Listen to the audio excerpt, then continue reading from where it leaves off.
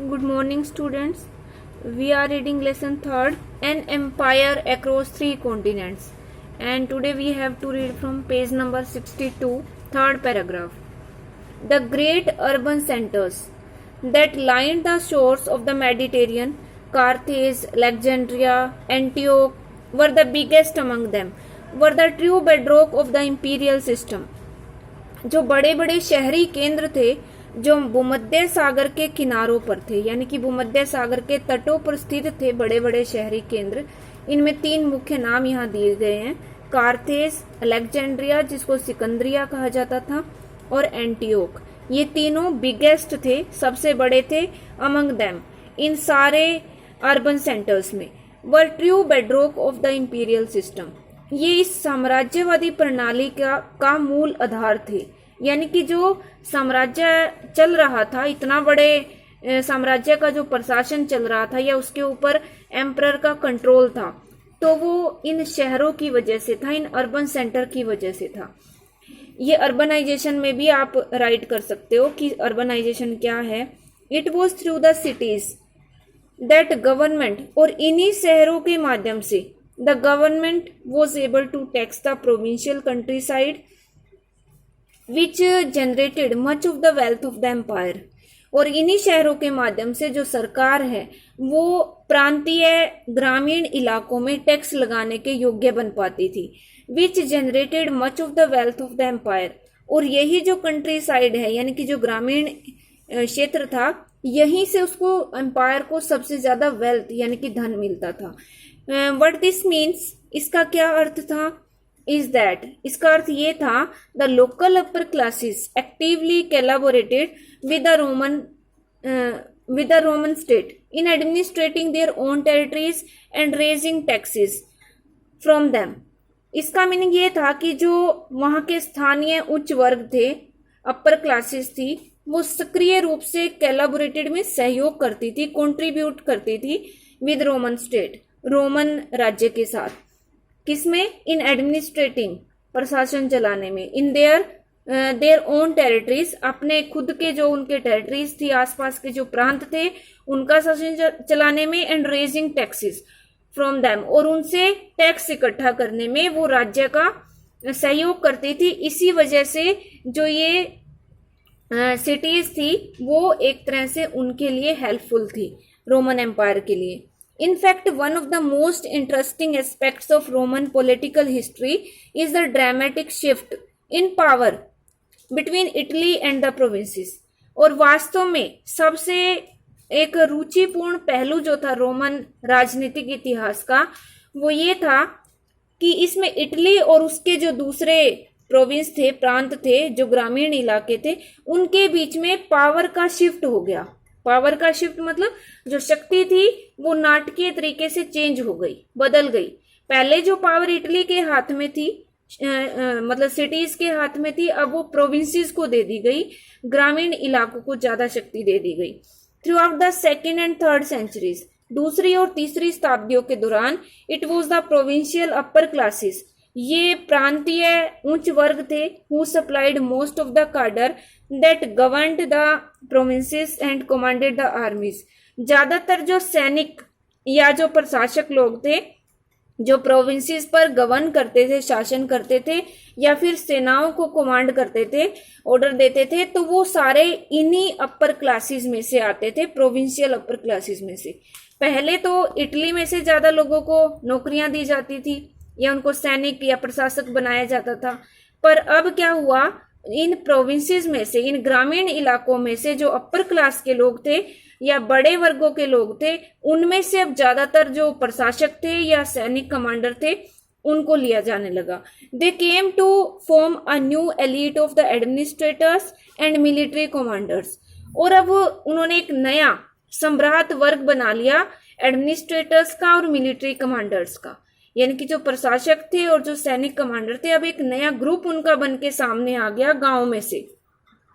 Who became much more powerful than the senatorial class. Senatorial class जो ज्यादातर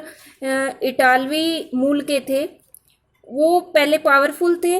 पर ये जो ग्रुप बना, जो एलिट बना, वो ज्यादा पावरफुल बन गया देन द सीनेटोरियल क्लास, इस सीनेटर वर्ग से, because they had the banking of the emperors, क्योंकि उनको सम्राटों का समर्थन, बैकिंग मतलब समर्थन, प्राप्त हो गया था। As this new group emerged, और जब ये एक नया वर्ग सामने आया, द एम्परर गैलिनस, गैलिनस बाद का एक शासक है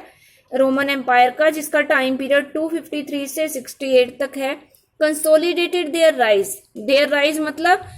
जो ये एलिट वर्ग था इसका राइज, इसका उदय होना, या मतलब एक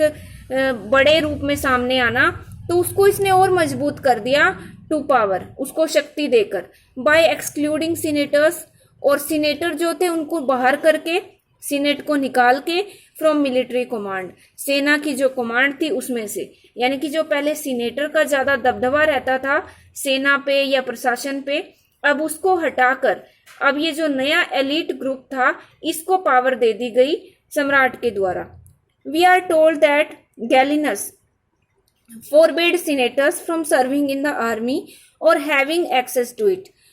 और हमें ये भी पता चलता है कि जो गैलिनस थे, सम्राट थे एक रोमन एम्पायर के, उन्होंने सीनेटर्स को मना कर दिया था कि वो आर्मी में सेवाएं ना करे और हैविंग एक्सेस टू इट, और ना ही इस तक अपनी पहुंच बना के रखे, in order to prevent control of the empire from falling into their hands, और ये उन्होंने इसलिए किया ताकि जो नियंत्रण है साम्राज्य का, एम्पायर का जो कंट्रोल है,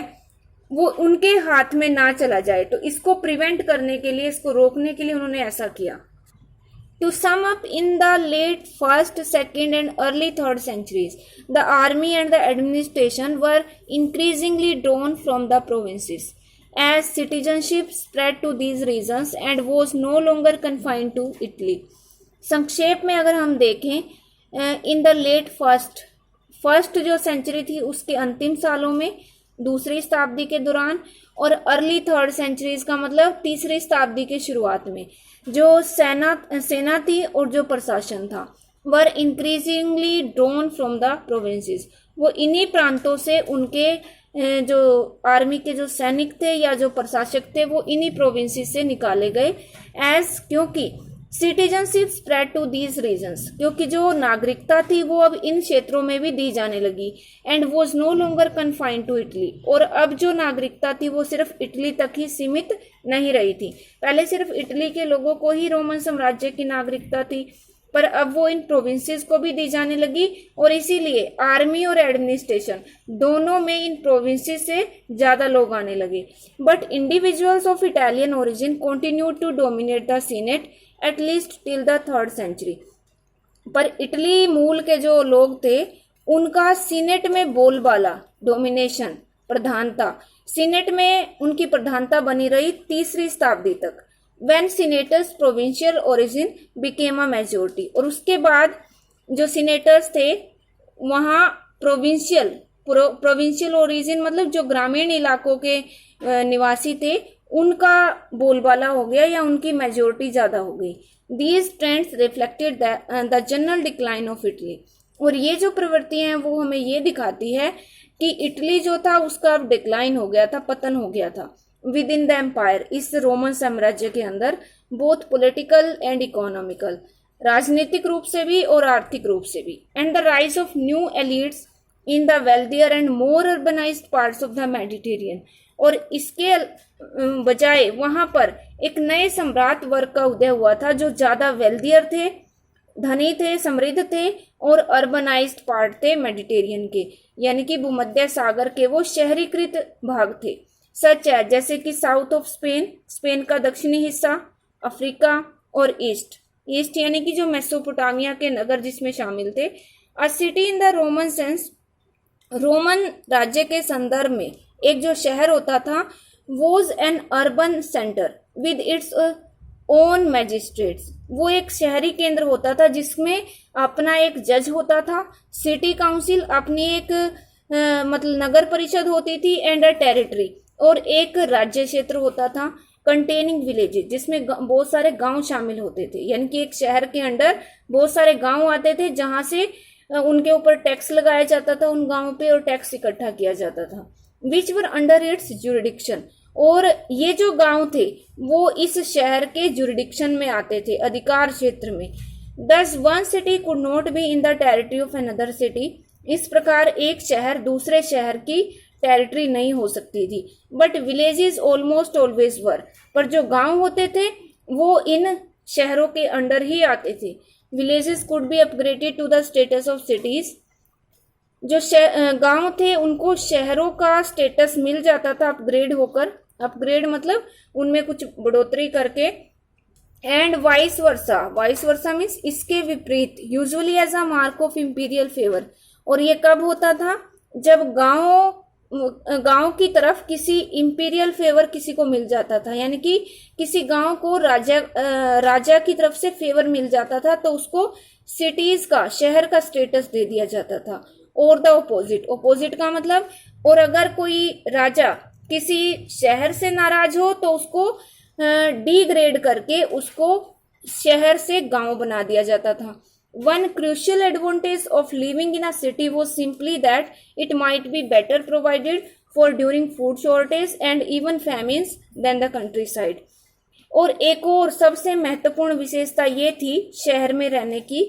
कि जो सुविधाएं थी, जैसे कि फूड शॉर्टेज के टाइम जब भोजन की कमी हो जाए या कोई अकाल पड़ जाए तो उस टाइम कंट्री साइड की बजाय, गांव के इलाकों की बजाय शहरों में ज्यादा अच्छी सुविधाएं मिलती थी।